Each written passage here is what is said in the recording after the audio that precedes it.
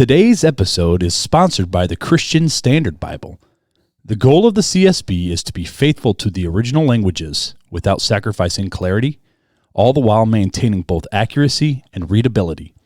With beautiful designs and multiple study Bible options, everyone, from adults to teens to children, can find a CSB Bible that they enjoy.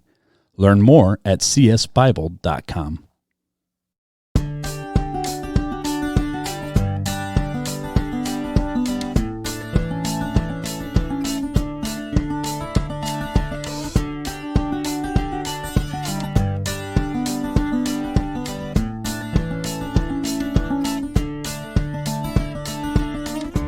Welcome to Real Talk Christian Podcast, where we drink coffee and have real conversations on faith, culture, and society. This is Marc Hyde. And Beth Hyde. And on today's episode of Real Talk Christian Podcast, you get to hear from the Hydes. And even though we're not single, we're going to be talking about singleness. Beth, you ready? I am. Let's go!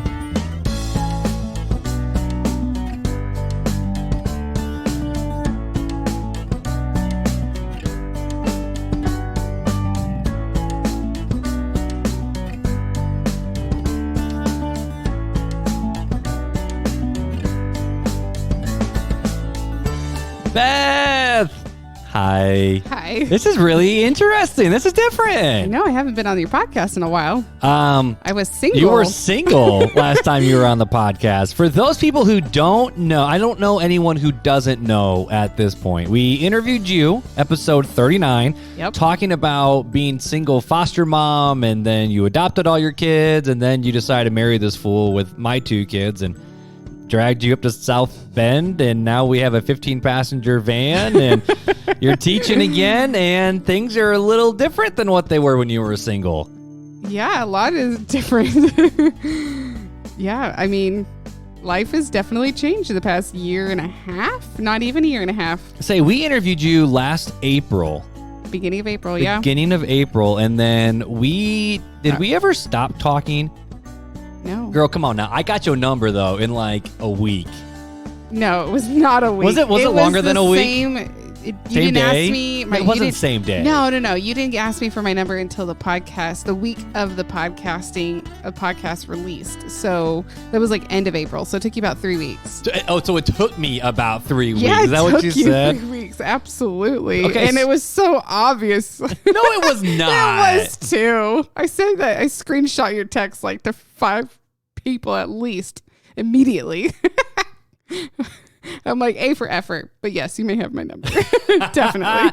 Well, we are not here to talk tonight about our relationship. We're here to talk about singleness, which honestly, I'll be very honest, is not a topic that I can speak well into.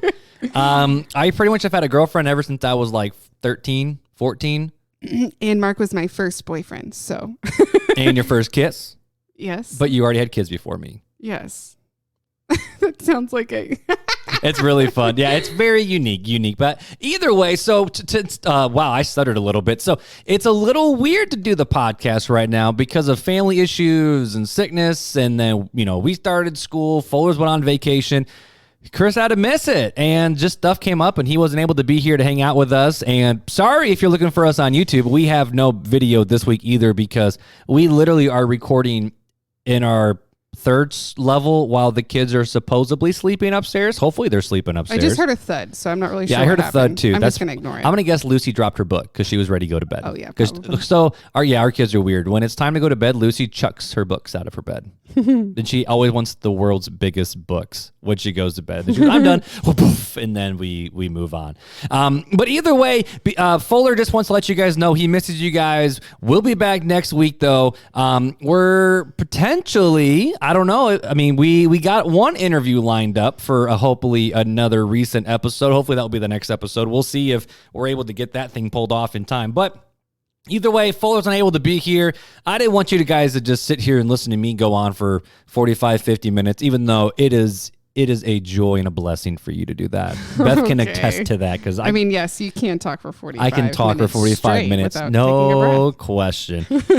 And what's funny is it took me a little bit to realize, oh, she's not listening. She's on Instagram. So it is what it is. But we still got a show to do. So for the last Well, it's only been a handful of episodes since we started season 3, but in season 3, we've been doing Would You Rather questions. And Beth, I know you know what's going on. You listen to every single episode. Oh, no, you don't. Okay, the last few weeks have been a bit busy, so I've missed a couple.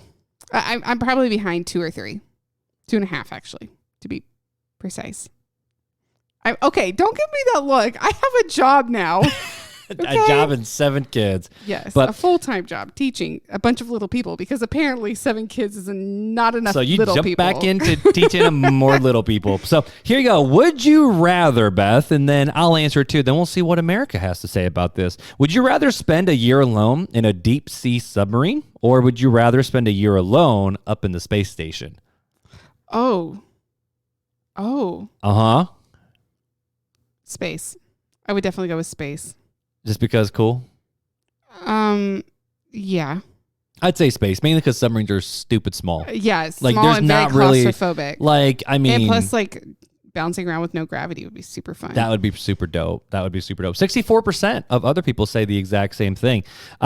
Would you rather be any movie character that you want, or be any video game character that you want? I hate video games, so movie, absolutely. Who would you choose? A movie? Oh, I don't know. Yeah, if well, my favorite you movie is could While You Were be- Sleeping. So would you want to be Sandra Meg Bullock. Ryan though? Oh, that's Sandra Bullock. I'm thinking You Got Mail. Yes. I'm thinking You Got Mail. That's another one of your favorites though. Yes. But yeah, Sandra Bullock and in While You Were Sleeping, which is why I love the name Lucy, and my daughter's name is Lucy. Well, not exactly. It's But not exactly correlated, but the idea sparked from that movie. And you are as awkward as Lucy. Yes. Most of the time, yes. Most of the time, yes. I would say video game though. Why? Like there's a lot of movie characters, but you don't even like play video games. I don't, but like growing up, there's just some cool You want to like ones. be able to drop kick anybody on like think like I want command? like the Assassin's Creed dude. I don't That'd be pretty dope. I know. Well, we'll click movie. 62% of people also say movie. That's a very awkward question. We're not going to do that one. Would you rather cheat in games and win, or always play fairly and lose? Always play fairly. I won't cheat. If I can't win the right way, I have no business winning. Yeah, I like to win too much. I'm going to go with win. 52% of people say win, and 48% of people say always play fairly and lose. So do you cheat in every game? Is that why I cheat if you show me your hand. I'm going to look if you show me your hand.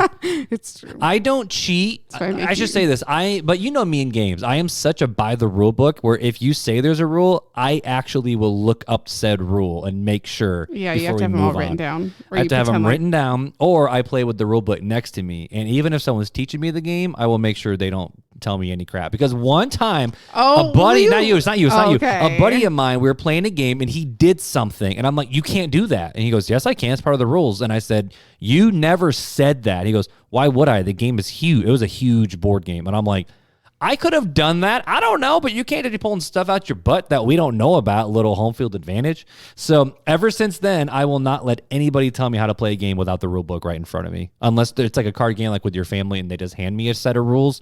And that's the set Yeah, of rules. because we write them down for you. And your mom laminates them.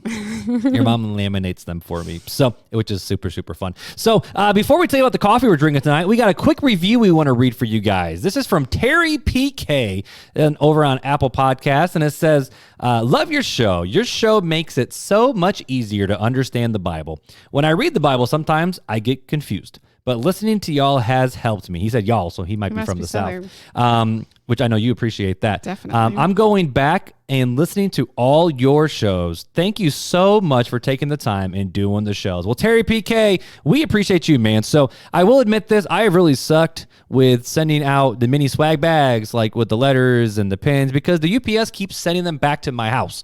So now I have to figure out a different way to try to sneak pins into the mail without spending a fortune just to mail pins to people. But I got to get those mini swag bags out to some of you. But Terry PK, reach out to us because we want to send you something, bro. But before we keep going, Beth, we always do this. Something Fuller and I always do. We always drink coffee every single episode. So I'm making you drink coffee tonight.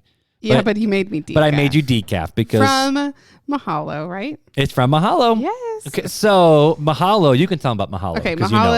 Mahalo was less than a mile from my house down in Knoxville, and I loved it. It was this adorable shop. They had, like, it was Their Instagram is real cute too. Well, yeah, because Their Hannah Instagram runs their was Instagram. amazing. Hannah's a former student of mine, and she is an excellent photographer, and she takes all their social shots.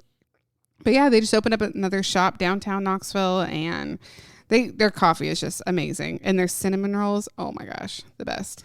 You know, I never had a cinnamon roll when we were down there. Because they sell out so fast. They probably Oh, is didn't that have why? them. Because Yeah. we showed up at like noon and they had like no pastries. Yeah, at all. no, their cinnamon rolls sell out really fast every day. I'm pretty So sure. we are drinking Mahalo decaf, which honestly for decaf, it's still really good. Mhm. Now, I mean, you're not a coffee snob. No, When I met you, you were drinking Folgers. I was drinking coffee out of necessity, not for taste. And now, I don't have time. but for taste. now you don't drink as much coffee as you I used to don't. because we I make specialty don't. craft coffee at the Hyde House. Yes, and I started drinking. Well, yeah, I just started drinking more water and cut out some I'm struggling. Wow, coffee. It's a long day. I've been talking all day to second graders. Whew. Yeah, I cut out some coffee and started drinking more water, and it made me feel better and not so old. So, And let's be honest, you can't take as many bathroom breaks as you would want if you were drinking lots of coffee. yeah, I have to text people to help me.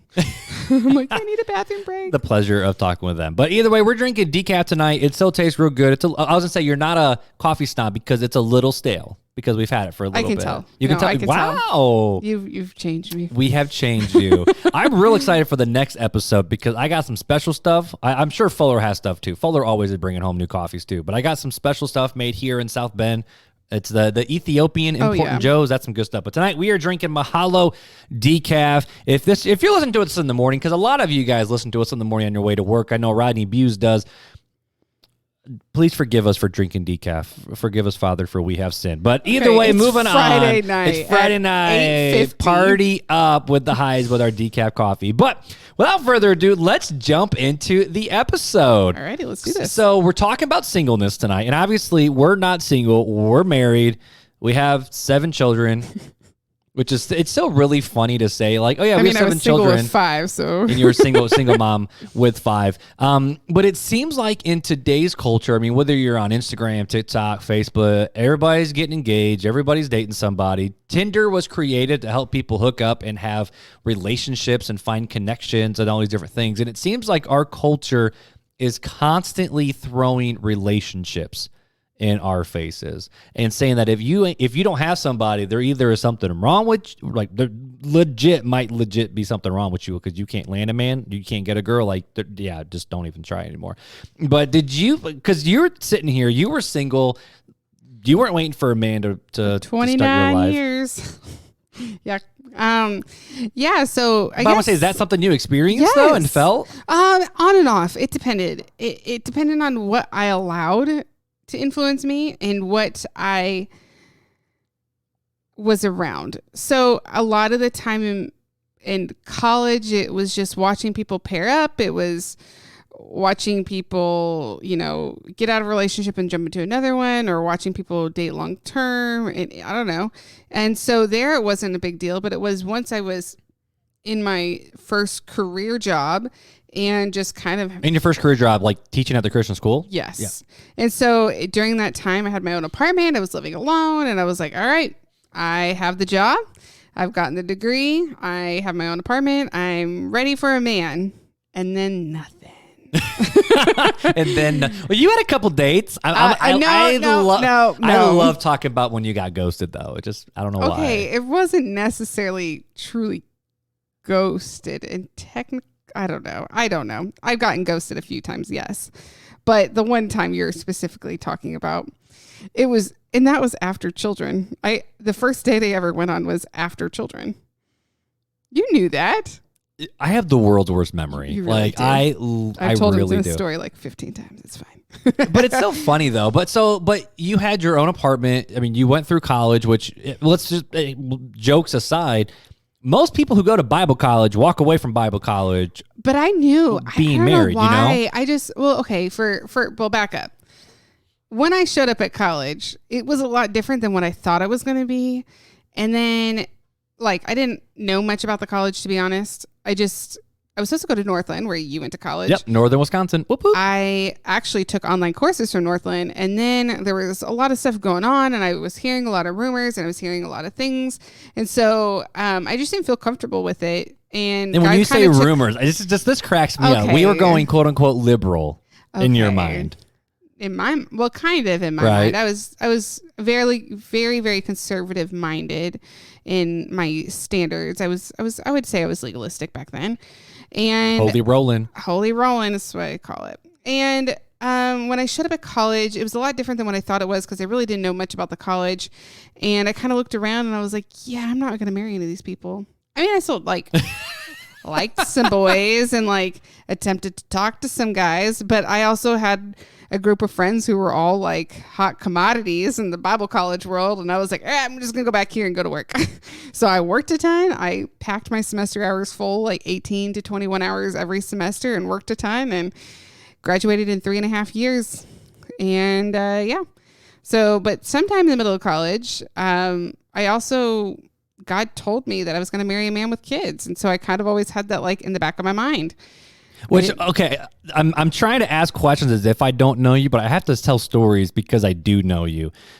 Didn't you like cry to your mom? Yes. When you told her that story? I was doing my devotions like on a break. I was home like for fall break or Christmas break or something. And I was doing my devotions, and I got up and I was just like getting ready for the day. And it was like, I couldn't get like this like spirit leading thought out of my mind, where I was just like, it kept wrestling with it. And then all of a sudden I just started crying, and my mom's like, what is wrong? What? I was like, I think God's telling me that I'm going to marry a man with children, and I just have to expect my life not to be cookie cutter.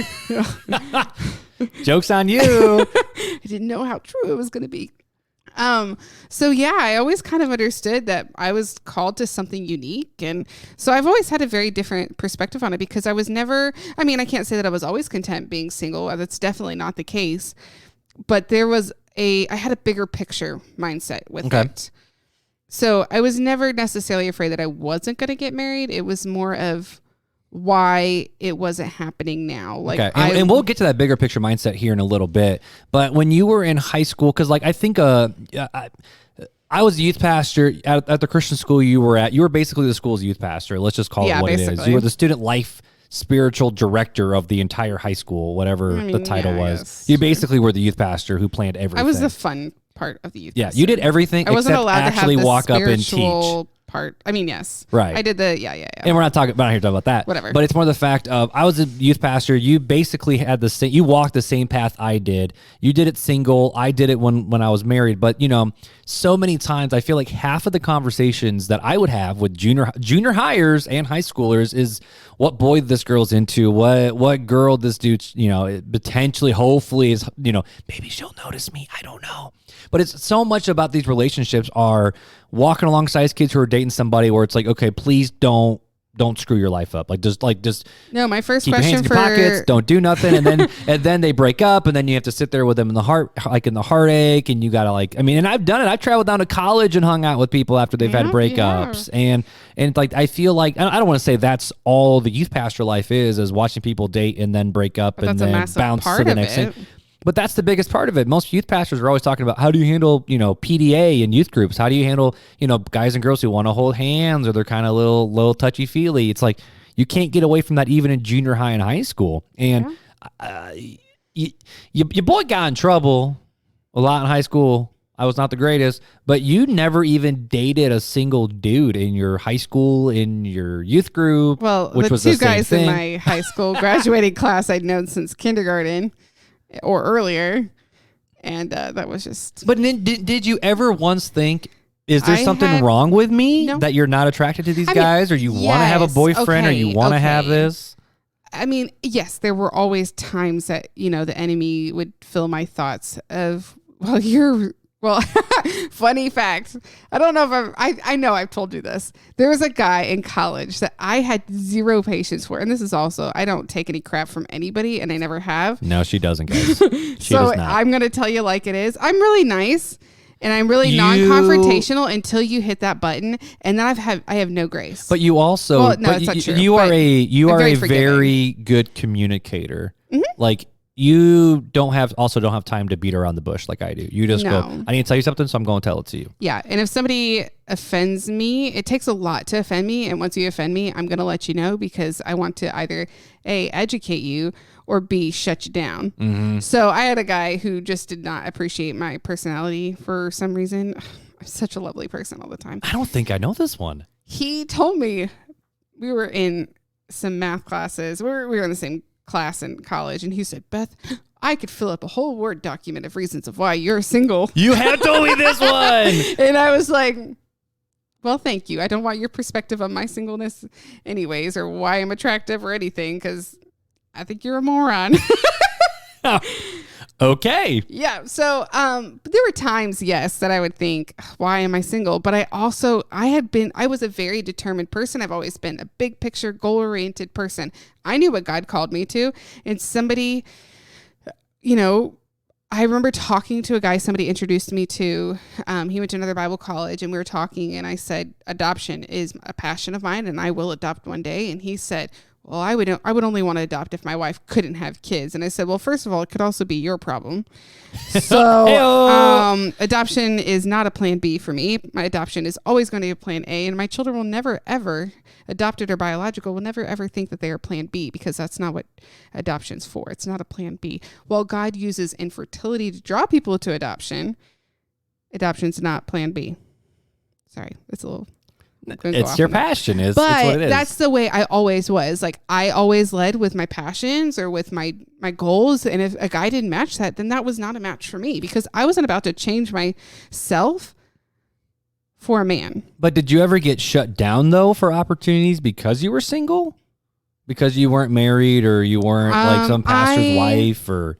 You mean like opportunities, like whether like trying to get to the mission field or opportunities at the school. It was just more difficult. It was difficult. And then I, went through the classic workplace chauvinism and, we know that guy doesn't work well with you because he doesn't like women in leadership. And we gave him the job that he wanted, or we gave you the job that he wanted and all this stuff, and dealing with that and being a single mom too was very difficult. And I was treated like a pregnant teenager at some point in my career, and that was really hard. So yeah, I've had difficulties being fully accepted as adult when I'm a young single woman, because somehow being married magically matures you into something else. But being a strong independent woman isn't maturing. I don't know. Yeah. I didn't never got and it. and to segue out of this, because I was going to ask you another question, but I think this would be a good time because I'm even thinking about, okay, so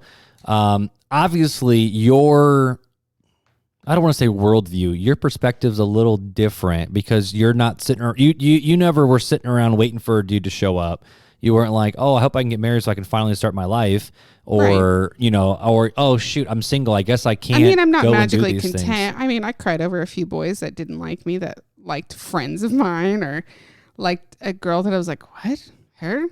She's a child. She's a child. It happened a couple times. Oh goodness. But not an actual child, but like no. emotionally Like mature. we were mid-20s and she was like 18. So. Oh, gotcha.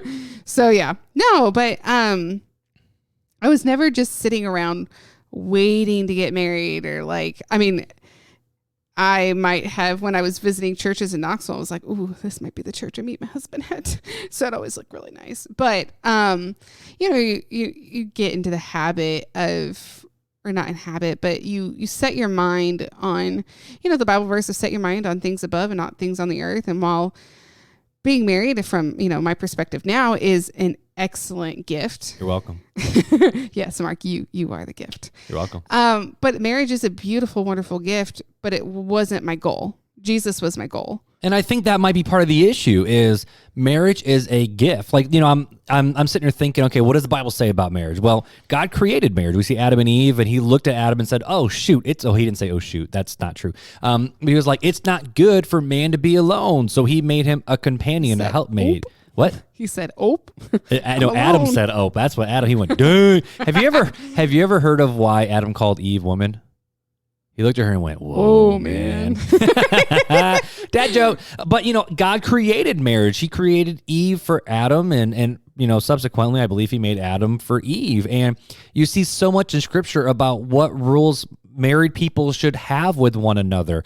You look in the church and there's so many, young family ministries and, here's the couples ministry and here's these married people and here's these marriage retreats. And there's also the little bit of over romanticizing church members do, where like marriage is a picture of bride and of Christ and the bride, and so there's that. In my perspective, there's a hyper over romanticizing of that picture, and then it becomes like you should get married so you can represent the beautiful picture of or Christ and the bride, and actually show people the gospel through your marriage. When that's what I say. When I've done a few different a few different wedding ceremonies. That's part of the language that I use. This is what this picture represents. Right, but I think you're missing out on more if you just over romanticize that, because singleness is a gift. Some people hate that term. I did. I'm like, oh, cool. Yay. You got the gift that does not give. Really, though, when you're stuck buying Christmas gifts for every single person in your family and you get nothing, it's great. I'm not bitter. You're not bitter at all. But I love giving gifts because I'm a 2, so it actually doesn't bother me. I think there's something inside of all of us, though, that does long for that companionship. Well, we were created to. It is not a bad thing to want marriage. And that was something that I wrestled with, actually, a couple years before meeting you. It's okay. I'm not a desperate spinster. A desperate spinster. That's a phrase. Yes. I'm not a desperate spinster if I'm wishing for marriage and praying for marriage. I mean, when I went through my Bible study fervent with my church, there's a whole section on praying for your husband and praying for your children. And I specifically prayed for my future husband. You're welcome. Many different things. I prayed specific things. I prayed for, your spiritual life. I've prayed for your financial welfare. I've prayed for your health. I've prayed for your education. I don't know. I've prayed for lots of different specific things, but I prayed for you, not for me to just have a husband. I've prayed for that too, but it was that different mindset shift that I got when I was like, okay, I'm going to pray for this person that God will enrich their life now so we can, and I want to pray that God enriches my life and grows me closer to him now so that when we come together, we can be a couple that is based on Christ, because we're not looking to fulfill each other. We're looking to be fulfilled by Christ, which is how we were designed. But we were created to desire marriage and desire companionship. And I think all of society gets that. That's why we got, set aside Christian Mingle and these Christian dating sites. What's the other one, like freechristiandating.com or something like that? My sister met her husband. Oh. But we have Tinder, we have Bumble, we have The Bachelorette. Yeah, that's a guilty pleasure. That's for sure. I got him hooked. Yeah, you're welcome. I'm outing you. I'm still bitter. If you're not caught up, I'm still bitter about what Katie did. Poor Greg and Michael A. They're my boys. But either way, and Connor B too. But so some people have no idea what's going on. But Kimberly Frericks, you know what's up. So, but our society is in. Basically, they I have to find my person. I know that was the term Katie always in the back. I just need to find my person. And I am my own person. Every time she but every time she looked at the boys, she would say, "You're not my person," or "I'm trying to figure out if you're my person." And everyone is so obsessed with finding my person, which I think is so funny, because then you just look at Bachelor and Bachelorette and Bachelor Nation, like, who's that? And you're like, oh, they're from this season and this season and that season. And I'm like, well, apparently they keep screwing up and not finding the one, which we've talked about that in I don't remember what episode that was. Fuller and I did about finding your soulmate, and is there such a thing as a soulmate and finding your one. We talked about that in past episodes. But our culture and society is so ingrained in you have to find your person. In fact, I'm trying to load this up here real quick. I want to read 3 of these quotes actually. So one is from Oscar Wilde, which is obviously not a Christian. I think is he a philosopher? He's Oscar just Wilde, a is he very popular author. I'll say, yeah, you're the English person, so you'd know better than me. But here's what he said about singleness. He said, celibacy is the only known sexual perversion. In other words, the only thing that's wrong, is being single. Everything else, go for it, homie. But single, yeah, that's what sexual perversion is. Which is obviously that's not a Christian worldview at all, but that's a worldview that so many people in the world have. And I think so much of that has potentially even poured into Christianity in terms of, if you're not married, you can't actually serve God to your full potential. You can't actually do this. Most youth pastor. I was told I should not by a deacon at my church. I was told that I should not make any permanent ministry decisions as a single woman unless I have chosen the path of being a dedicated spinster. I said, pass on that advice. I'm going to go serve Jesus anyways. And I know Fuller and I, we've had episode 100. Me and him have some disagreements on, does a youth pastor or pastor need to be married to step into ministry? But I've actually seen youth pastor job postings where they actually say you have to be married and at least one kid who is not in youth group and your wife cannot work. That was actually in the youth pastor's thing. In fact, it's actually funny. I applied for one youth pastor gig and they gave me the salary package and I'm like, that's lower than what I made in college. And they're like, well, your wife can go work because you can't get a second job. This will be your job and this is all we can pay you. So she's going to have to help go work and figure something out. And I'm like, geez, okay, that's not okay either. But this idea of finding your person, though, I think is so ingrained in the church and even in the Jewish times. There's a couple quotes here which I thought were kind of fascinating. It says, in the first century, Rabbi Eleazar said, any man who has no wife is no proper man. And then the Talmud, which Fuller and I have talked about the Talmud a lot. It's kind of like the commentary by the Jewish rabbis on the Old Testament. It says that the man who is not married at 20 is living in sin. If you're not married by the age of 20, you're living in sin, AKA ring by spring. That's what he's pretty much saying for Bible college talk. But Jewish cultures is the fact of, even in in the Jewish culture, the Middle Eastern culture, the fact of a woman is born into the world to be a wife and a mom. That's it. You're not called to go have your own career. You're not called to do things. In fact, in the Middle East still today, they're still dealing with some of that, with inequality between men and women and child marriages and all these different things. But that goes completely against what the Apostle Paul even said, though, in the New Testament, where he's like, I wish all of you were like me, single, so you could serve Jesus. Now being on the other side of marriage and being able to look at it both ways, and what Paul said of when you're married, you have to think of things of the world because you're having to, and obviously you have to make decisions you and I are having to make right now. Yes. And, being single, it frees you up. I used to be life would be so much easier if I had a husband. I have all spill the these tea, girl. kids. Spill the tea. And so I would always be and my married friends would be like, well, you say that, but marriage is so much difficult and it doesn't uncomplicate things. It actually complicates it more because there's more. The past 9 months, I love you, have been very difficult to learn how to make just simple decisions for the kids and for us and just the house of I can't just make a unilateral decision because I'm the only adult in the house. I have to make a decision with you and clear with you. And I, on when the kids ask, what are we doing tonight? I'm like, I don't know. I talked to your dad. So, it's not I can just. Can I just say, I love that excuse though. Whenever A was up my butt, can we do this? I got to talk to your mom first. Got to figure things out with mom. It's such a glorious thing. I'm not going to lie. Oh yeah. And there are definitely so many perks, but the mental, I remember you asking me this about a couple months ago. You're like, what's the hardest part about being married now? And I was like, making decisions, because it's harder. It's, whenever I decided, I don't know, we've never actually talked about this, but how you would have handled all the adding of children and fostering more and all that. I added 5 in one day. Okay. Beat that one.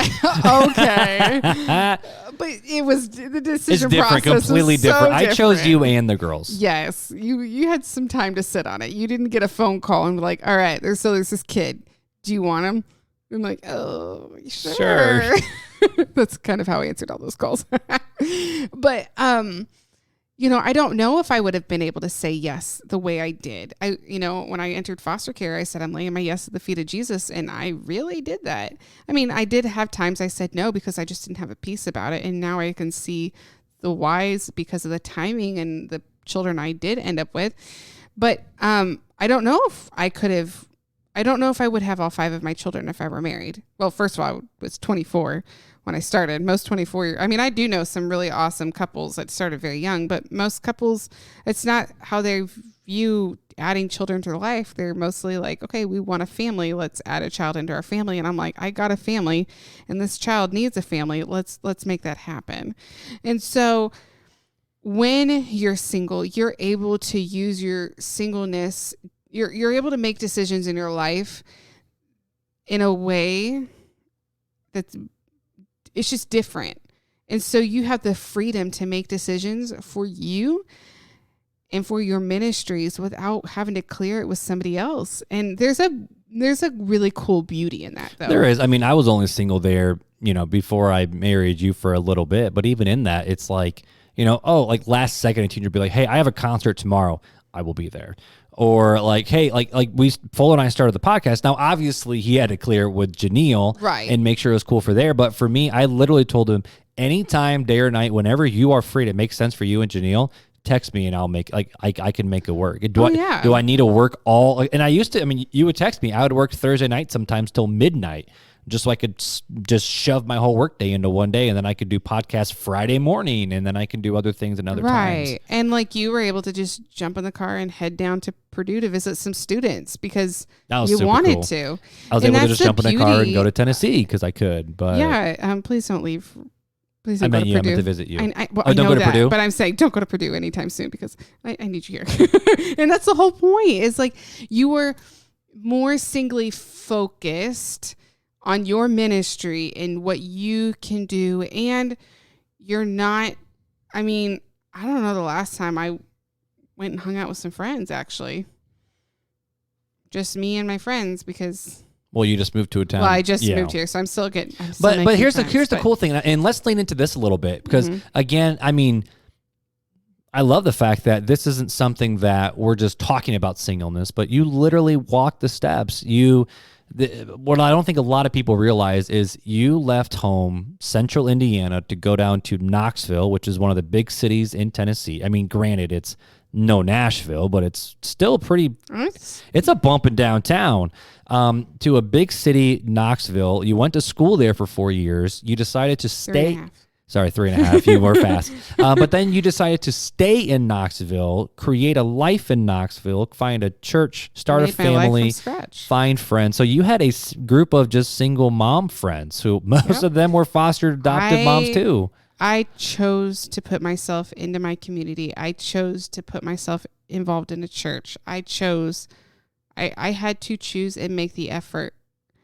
And I had a great life down in Knoxville. I loved it. It was very hard to come. It still is. We'll say, you still grieve it. Yeah. I still am very sad about torn sad, but I'm sad when I miss Knoxville. And I get very homesick because Knoxville I'll tell people I'm from Knoxville. I grew up in Indiana, but Knoxville made Beth me. Schneider became Beth Schneider in Knoxville. Absolutely. And I learned so much about myself and so much about God in Knoxville as I grew into who God made me and accepted who I was. I went through a huge identity, I guess it started off as a crisis, but it became a settling of who I was. And I wasn't, I had 2 sisters on either side of me. I'm the middle child. And Cindy was super musical and Missy was super athletic. And I was... Just Beth. My mother introduced me as that. I was a grown adult. And my mom said, no, that's Cindy. Cindy just got married and Missy just graduated high school. And this is just Beth. And I was like, super. So, I kind of went through an identity shift of how I saw myself and who I was in the world. And I dated myself. And that was a great summer. It was the first summer I lived alone. It was the first summer I just figured out who I was, learned what I liked to do. I learned that I like to go antiquing. You need to take me antiquing sometimes. So, Okay. by the way. I learned that I like going downtown. I like going to coffee shops. I loved visiting churches. I found out what I like to do, and I found out that I'm a person outside of school and work and my family. I was an individual, and it was such a cool experience, and I journaled a ton during that, and I loved it. It was a great opportunity. And so what I'm hearing you say is it's not like you were a half a person looking for your other half. You were a person, you were Beth. Yeah. And you weren't sitting around waiting for someone to make you whole. You weren't finding someone to plug the hole in your heart. Like, you're a person, and you went out and did it. Now, for you as a single person, though, you've been a part of multiple different churches. You've been a part of super conservative. You've been part of ones where it's like, worship pastor totally has no shoes on he has no shoes right now. He's just playing barefooted. Cool. And then you've been part of more like traditional ones. Yeah. Do you think the church actually makes it hard on singles? Okay, so because this is something I've struggled with, and so Shay and I have tried to figure things out for Southside too. I think churches get real awkward around single people, single adults, because they're like, you don't really fit in anywhere. Yeah, and you know what? When I was single at one church, the college and career really wasn't my scene because I was not necessarily like them because I got 2 children. I started fostering. So I was like headed towards that direction. But then the only other like group that fit me was the young marrieds class. So I joined a young marrieds class and I had the most children. That's and I only really had 2. funny. I only had 2 at the time. And so, it was real awkward. I tried to find my place there. And eventually, God led me away from there just because I just wasn't connecting. And I really needed community because, people started seeing me as a story and not a person. And so I really wanted community. And I joined Whitestone Church down there in Knoxville. And they were like, hey, we love you because God loves you. And we're just going to love the crap out of you and your kids. And we don't care if you're single. We don't care how old you were. Women who were 30, 20 years older than me were my friends. And then people who were just a couple of years older than me or my age or younger who were married and had kids or didn't have kids were my friends. And you actually found people who, like I'm thinking Krista, who's single and had a couple of kids too. Yeah. And it was such an eclectic, and it's such a beautiful way to connect because I don't think necessarily, I love groups and I think that they can be great, but I also think that mixed fellowship and just bonding together with your community and not just be like, oh, you're a single mom, let's find you a single mom group. Or you're a foster mom, you can only hang out with foster moms. Or you're a stay-at-home mom, you can only hang out with stay-at-home moms. Like that's small groups should be a smaller version of the church, and that needs to have the variety that the church does. And so while, yes, you can connect, I had a group of single adoptive moms that I hung out with. But they weren't all from your church, no, right? They weren't, no. And were all of them even Christians? Yeah, they were. Were they okay. Yeah. And so, there's a beauty in variety. And so I loved it when people didn't care about marital status, and not everybody did. I'm not saying that, but there was no awkwardness based on my marital status, I think.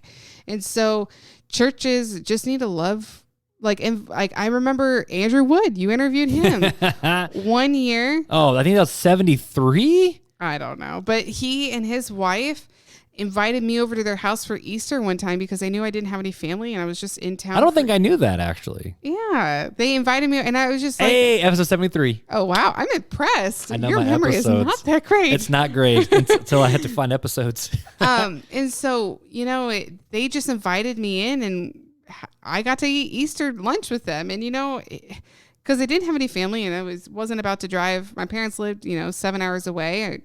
No, actually, at that time, they probably lived 13 hours away. I grew up in Wisconsin. But, it was great to be loved on by who I am in God instead of who I am because of my marital status, if that makes sense. Yeah. So let me step into not so much the role of the church, but when I'm thinking single person specifically. Like I know a lot of our followers. We have some kids that are in college, which are super cool.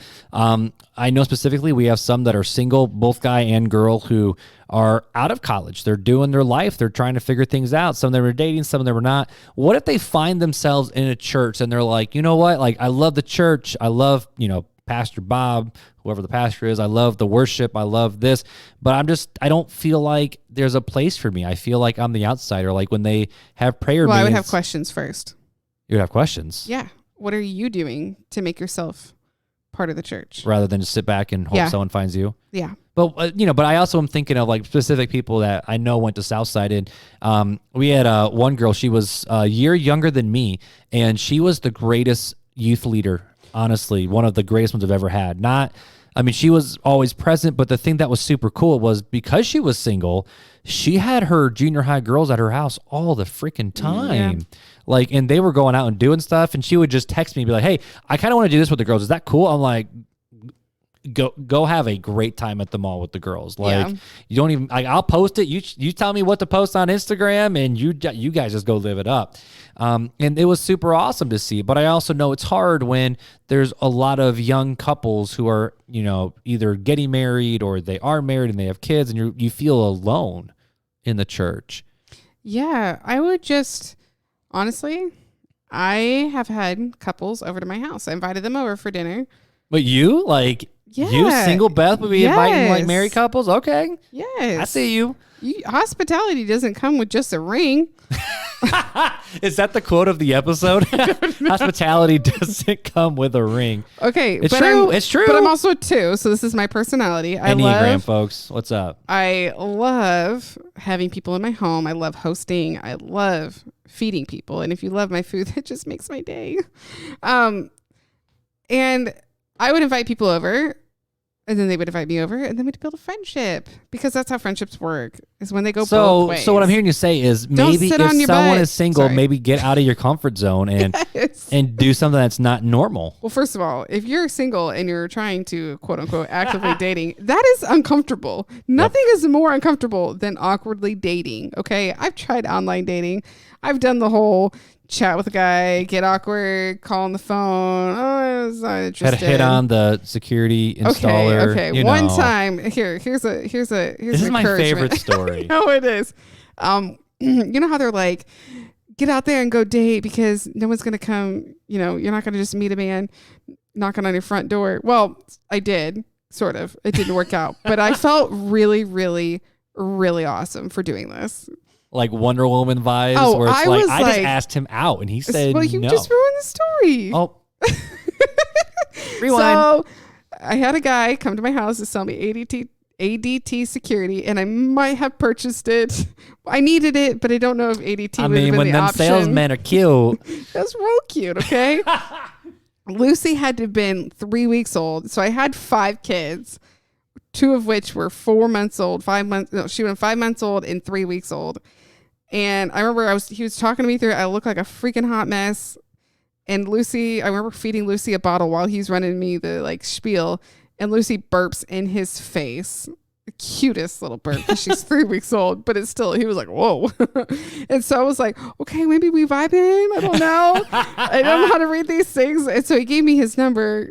So for the security reason, to make sure that the security got installed. That's why I gave you my number too. No, but I was like, my friend and I were talking, and she was like, oh no, he gave you his number. And I was like, I don't know. So I texted him a few days later, said, hey, the security system got set up. Thank you so much for your help. Hey, I know this might be a little. I bet you've never had this before, but a single mom with 5 kids might be asking you out or something. I don't even remember the guy's name at this point. But I asked him out. And he was like, I'm flattered, but I'm actually seeing somebody, so I can't. But thank you. But he didn't say no. He didn't say no. But I don't even care that I got shut down, because I felt so awesome. I was like, who else wants to be asked out by Beth Schneider? I mean, you said it a little longer. I felt really great about it. The rejection didn't feel terrible. It was more nerve-wracking to ask than to be denied. Have you seen this article from Relevant Magazine? They just posted it on their Facebook page yesterday from time of recording. It says, stop waiting for him to ask you out. That's yes, the title girls. of the article. No, I called you out when we were talking. You did. I did. And the best part, okay, so if people fully know the story, Nicole Haubold, we actually asked her to be the interview for episode 39 about foster care because she has a cool story too. She works for a foster care agency now and she still fosters her little one. Hopefully knock on wood, the adoption will go through. And she was like, no, Marc, you want this girl on the show. And I was like, okay, cool. So we had you on the show, and then we were texting, and Nicole Haubold was probably besides Fuller and Devin, she was probably the only person that knew that we were still in communication. And half of Knoxville knew that we were talking. But she flat out looked at me and said, I'm going to warn you, Marc, because I get this vibe from Beth. You better be prepared to answer the DTR question because she will ask you. It's been like a month and a half, I'm like, man. no, you're not. I know she's not. She's not going to do that. Girls, don't wait around. It was like the same day. You were like, okay, so I just got to know, what is this? And I'm like, oh, shoot. I'm like, no, I don't play games, though. You don't. But I'm a very straightforward person. I'm not going to play games. If I would have dragged my feet a little longer. I would have dragged my feet probably much longer. I picked that up. I was very aware that was most likely going to happen. So I knew that my heart was getting very much attached to Marc. And I thought, that's probably not going to be the best choice for me because I'm going to protect me. And I'm not afraid of hard conversations. So I asked him, I said, so I'm not asking you to date me right now, just with your story. And obviously we were long distance, so that complicated it. And I was like, I'm not asking you to date me, but I need to know what this is because we're talking every day and I'm spending a significant amount of time and energy on you. And if this is going nowhere, I can't talk anymore because we can still be friends and stuff, whatever, but we can't spend every day, all day texting because I have 5 children to raise. I ain't got time for that crap. So I said, bet. So then we were married, like, what would that be, like 10 months later? Yeah, I was May. That was the end of May. That was May, yeah, so 10 months later. You're welcome. There you go. So to kind of land the plane a little bit, I feel like I'm sitting here feeling, man, it's funny to look back over our story a little bit too. But yes, but I also think like there's a big deal for women especially and men too. You do not have to wait to be married to serve God. That's a bunch of baloney. And if God calls you to something, it most likely means he's calling you to it at that time. Obviously, there are some things that you need to wait on. If you don't have a car, you can't be called to drive sweet old ladies to church. That there's obvious details. For me, I was called to foster care and I was like, okay, why would I sit on this? And I had lots of people discouraging me. And one guy even told me, that's like putting the cart before the horse. You're never going to get married. And I said, okay, fine. And I had one lady who I actually ended up going to church with her years later. And she remembered me and what I said to her that day. She said something about, oh my gosh, your daughters look just like you. And I was getting donuts at Maker's Donuts with Ava and City on the very first morning I had them. So I got them at like 1:00 the day before. First morning, I took them out to donuts with some friends of mine. And she said how much my daughters look like me, which I still get that. And I think it's hilarious. And I said, oh, wow, that's hilarious because I just met them yesterday. And I was like, I'm a foster parent. And, it took me off guard. So I wasn't very, it probably is not the best way to admit to somebody, but it just took me off guard. And she was like, wait, you are? She was like, you're so young. I'm like, yeah, well, I'm single. Like, just kind of like my story came out. And she was like, aren't you afraid you're going to be single forever? And I was like, well, my goal is still the same. God called me to foster care or called me to orphan care when I was 15. That's always going to be a goal of mine. Why would I step away from my goals just to get married? Because marriage is not my goal. Serving Jesus is, and Jesus has called me to foster care. So and do you adoption. think a lot of people have turned marriage into the goal, and that's why when people finally get, they just and go for marriage people, and they get married, and then things like bad things happen? Some people and some women have the goal of being a stay-at-home mom, and that is a beautiful gift. Right, there's nothing wrong with that. And it can be a goal. You were a stay-at-home mom without even being a wife. Yeah.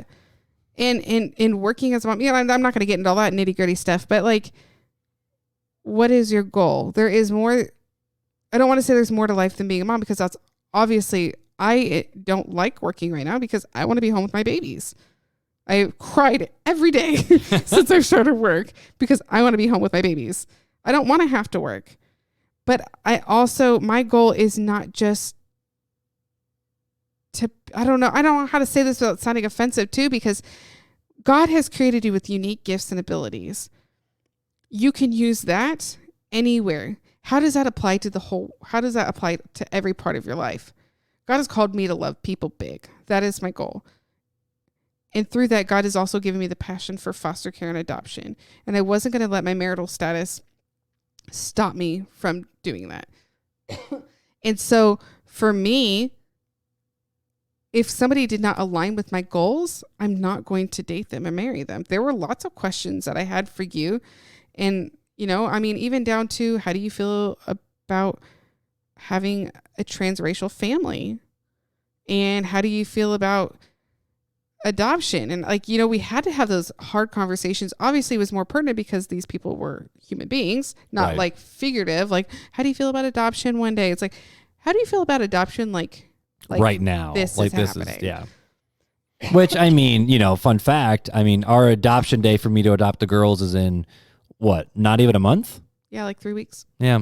And those were all conversations that we had to have. But I think the big picture here that I'm taking away with this is you had to ask the question, what did God make you to do? Because you were a whole person. Right. You're a whole person, married or not. So do you think maybe when people are Even single, like desired, I'm thinking the college kids right now, I'm thinking the 24s, 25s, heck, even the 30s, that, they're not married. They're just hanging out doing their thing. Do you think it's time to do a little bit of soul searching and go, what did God create me for? Right. And let's go do it. Yeah. Don't sit on your hands.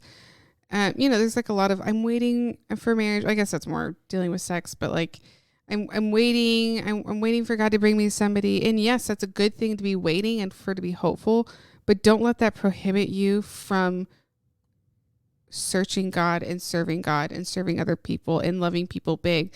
And you know what? As a single person, sometimes that's exhausting. Loving other people and feeling unloved in the process, that is exhausting and discouraging. And I will be 100% honest with you. That is when it felt the hardest to be single. Because I'm like, I'm loving everybody so well and so hard and so big. And at the end of the night, it's just you on the couch. And it's just me. And that's hard. That's hard to see and experience, you pouring yourself out and everyone be like, oh, how are you still single? You're such a great person. I'm like, I know. I know. Me a man. I need these fools to get with it. Sorry, I'm trying to I was going to make a joke, but not appropriate.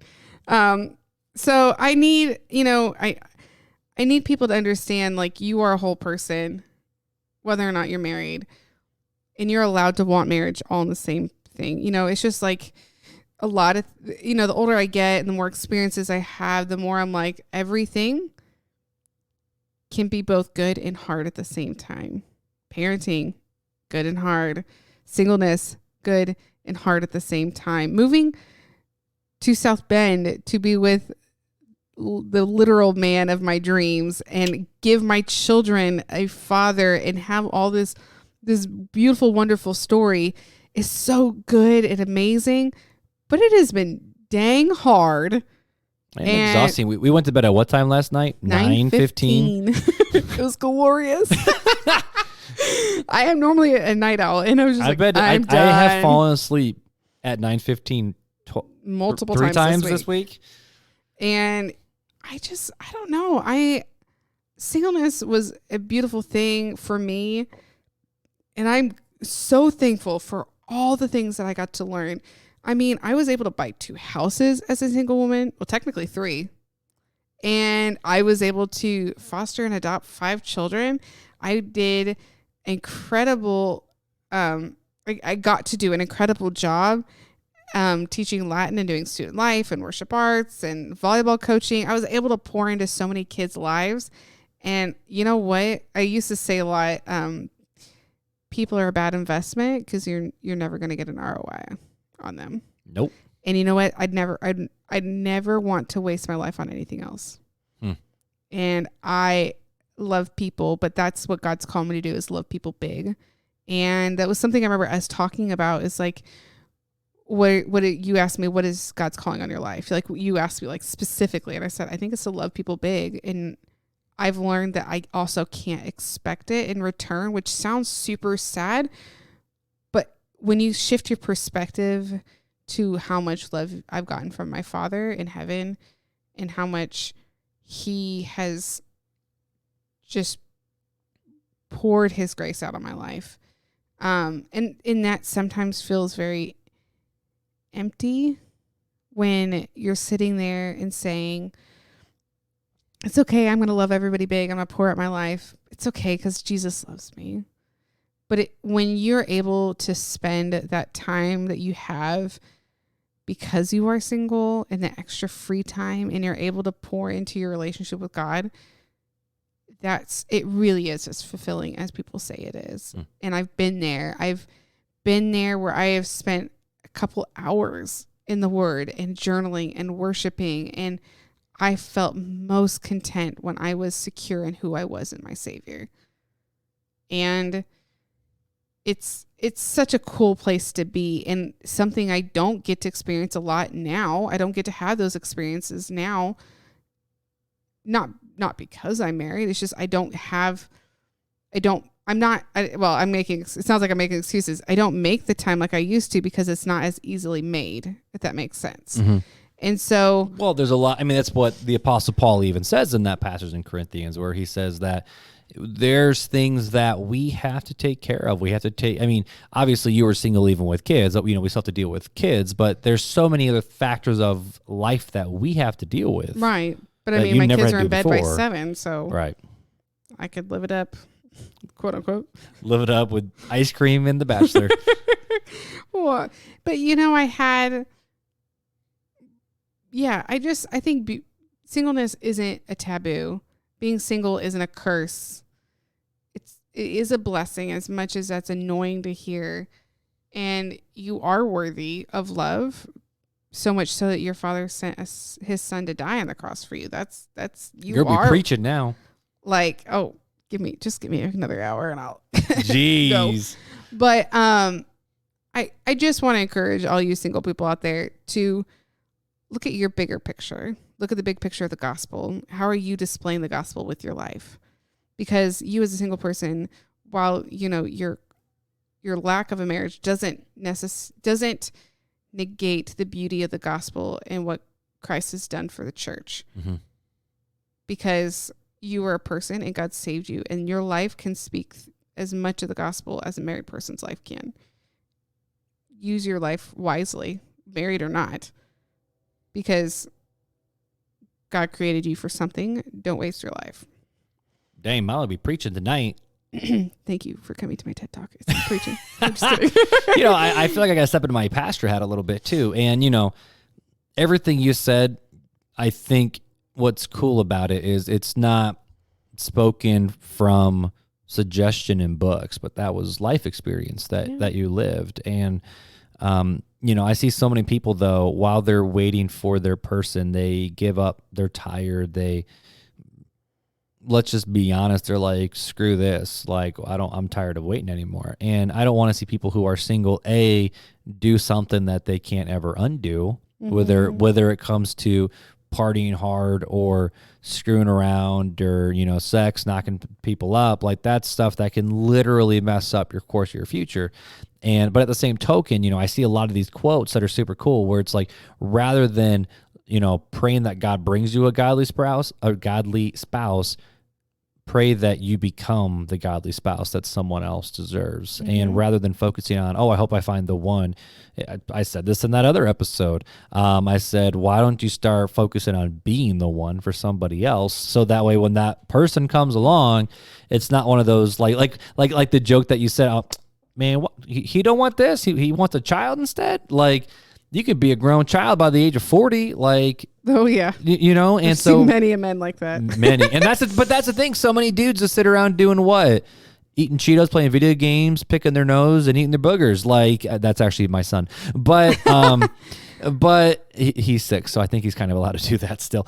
We have time. But even though he did tell us on his first day of kindergarten, he said that he only picked his nose when his friends were not looking, and he only ate his boogers when the teachers were not looking.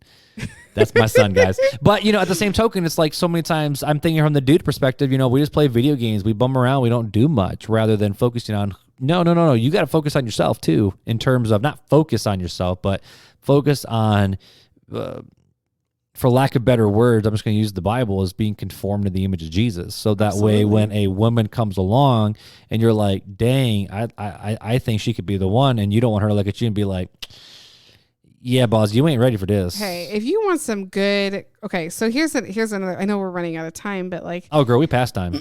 It's fine.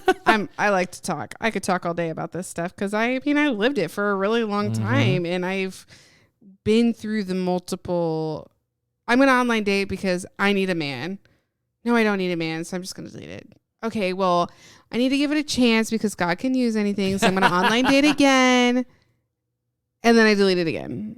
And then I'm going to think, oh, well, everybody, you have to let God use all the opportunities and tools to get married. So I've been the whole not online dating, trying to go on blind dates, getting ghosted. There you go. But one thing that I remember kind of resting in is like, I'm like, okay, I want to read these books about being single. I want to read this about being single. I want to listen to all these podcasts, but it hit me. If I want to be a great single person or be ready for marriage even, I need to be closer to God. So I need to stop focusing on being single or wanting to be married or being married, and I need to grow closer to God, because out of that, God will produce the fruits of the Spirit, and I'll be able to love better and be a better person and be a better Christian and a better whatever. And so I kind of leaned into that. And then I found Matt Chandler's sermon series, Beautiful Design, which you'll have to link that in the show notes because I'm a big fan of this series. I feel like we should start getting affiliate links from the Village Church for yes, that. I'm a big Matt Chandler fan, but his Beautiful Design series, it's 10 sermons long, so buckle up. You can find it on YouTube. You can find it on their church website. We'll put it in the show notes. Hopefully I'll remember this time. Yes, but I'll make sure you remember. Don't worry. He just talked about, like, women, if you find a man and you feel stronger than them and that makes you feel like you're intimidating, cool. That man ain't for you. Tell him to go go off to maturation school and maybe he'll get it together and he can come back and you guys can do your thing, like whatever. Like, don't be afraid of being a strong, independent woman, which sounds cliche, but you're not going to scare off a man that God meant for you. But we tell people all the time that you're not a strong, independent woman who don't need no man. We tell our girls, no, mama's a strong, independent woman who just happens to have a man, and that's cool. Yeah, and there's a different, like, I mean, I've kind of had to wrestle. I very much struggled with actually needing you, and because I'm like, I told you that so many times. I'm like, I don't want to need you. But now we're married. We are one person. Well, okay, yeah, I can't make coffee anymore. Now we are one, and I do need you because we are a partnership, and we are one flesh because that's God bound us together when we said our marriage vows, and we are one person now. So I do need you, but I didn't need you to be a person. I did that fine just on my own. I'm a different person because of you, because of your influence in my life and the way you've grown me, or the situation has grown me, whatever. But I didn't need you to be a successful human being. I was a very happy individual. I mean, just recently I was scrolling through old photos and I was looking at the life me and the girls had down in Knoxville, and I was happy and I loved it even before you ever came on the scene. I was a whole person, and I had a whole lot of happiness and had a whole relationship with Jesus, and that was enough. And so, yes, hoping for marriage is not a bad thing. Putting all your stock in marriage is not a wise use of your time. I'm really scared to ask this next question. What? Are there any other thoughts that you want to say before we land this plane and get into some fun facts for the evening? There was something earlier that I think I lost in my thought process. But how about this? They can follow you on Instagram. Try but hide, and then when it pops in your mind, you can pop it in your stories. I mean, singleness. I am so. I've told you this before. I'm really glad I got those. 9 years of. Well, yeah, we joked that if you didn't go through those, who knows? I mean, would we even have been a match? Oh yeah, because I'm such a different person than I was, those 9 years ago, when I was like, just being a freshman in college, and I am a better person because I was single and because I really was desperate for Jesus. I wasn't desperate for a man. I was desperate for Jesus, and coming to that place of I need Jesus to fill my life because I have voids. Like we do have voids in our life that Jesus is meant to fill. And you know what? Just because I hate it when people are like, oh, just get content. Because as soon as you get content, that's when Jesus will bring you a man. Nope. Heck, I was content like 15 billion times. And you know what? And then I wasn't. And then I was. And then I wasn't. And then I was. And then I wasn't. It's not a magical formula. Just love Jesus and love people and let him figure it out. Because, I mean, just look at my life. I did not design or plan any of this. This is all Jesus. People are like, oh my gosh, you're just such an amazing person. I was like, actually, I'm pretty sure I blacked out in part of that because there was just so much going on. So it's all Jesus. This is a Jesus take the wheel situation. Literally. So, I mean, that's the thing is like, just open your hands to Jesus to do some really, really cool things. Lay your yes at his feet and let him write your story because I mean, we talk about this all the time. I love our story. I'm proud of our story. I'm proud that the story and the heritage that we get to give our children because it's God. The good, the ugly, the bad, whatever. And, our family is a family made out of brokenness and God can redeem all of it. And we've seen him come back and redeem so much. I've seen him, the trauma that my girls have experienced, I've seen him redeem them where I don't see evidence of specific issues that we had at the beginning or specific traumas that they had. I don't see evidence of it now. No, they still do struggle. There are still things that come up because trauma it alters your brain. But anyways, God can redeem you and God can redeem what feels broken in your life and what is broken and whatever struggles you may have. God, but that's the point. God is sufficient. His grace is truly sufficient and he will fill everything in your life. Time for Fun Facts with Fuller.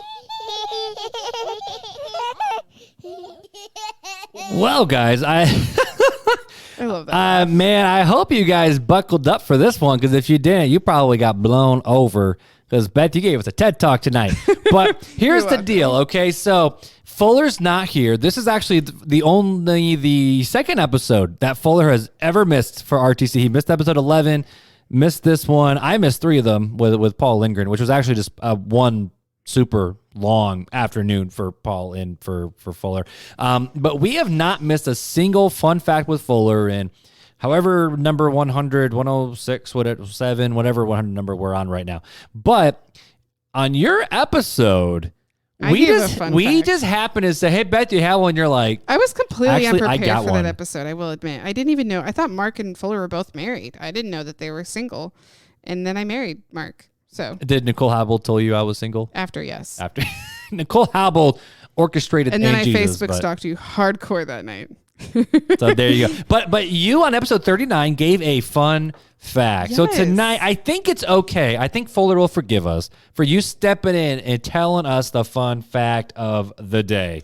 Go for it, dear. Okay. So I have 2 because I couldn't decide which one was more important because I have to talk about Knoxville. Oh, any buddy. chance I get. But did you know, Marc, that Elvis Presley's career took off in Knoxville? Wait, Elvis's? Yes. It was when a record company that heard his first song blaring from a radio, they bought his contract.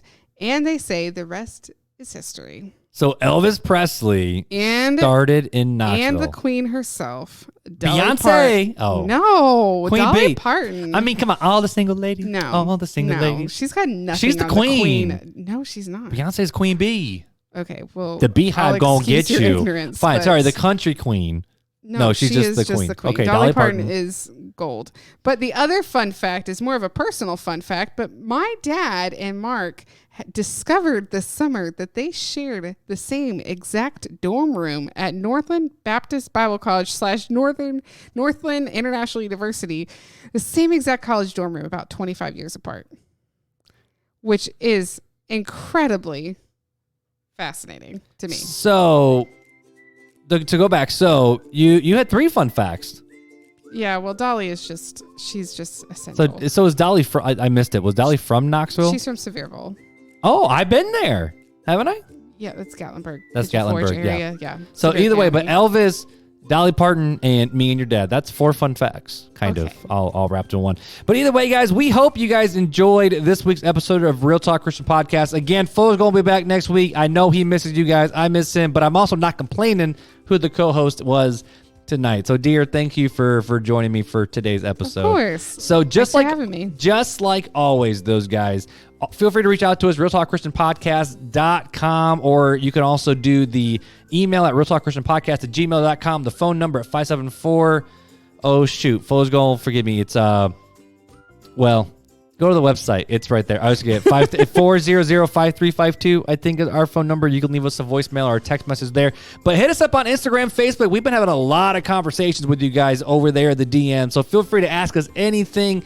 We've even had phone calls with some of you guys. It's been really cool to see the RTC family and community grow. And feel free to check Beth out as well. Just mainly Not Instagram. like check me out. No, Just that's remember, I my am job. married. So, wow, we just went there. But check her out on Instagram at Tribe of Hyde. Yes, it used to different. be at Schneider Ladies, but now it's Yeah. at Tribe of Hyde. Well, dear, before we sign off, is there anything else you want to tell the peoples? No, I mean, I love you. I don't know what else you want me to say. You're supposed to say, well, I did. So until next time, though, then. Oh, I didn't. Okay, you ready? You ready? We're going to do the sign off. We're going to do the sign off. You ready?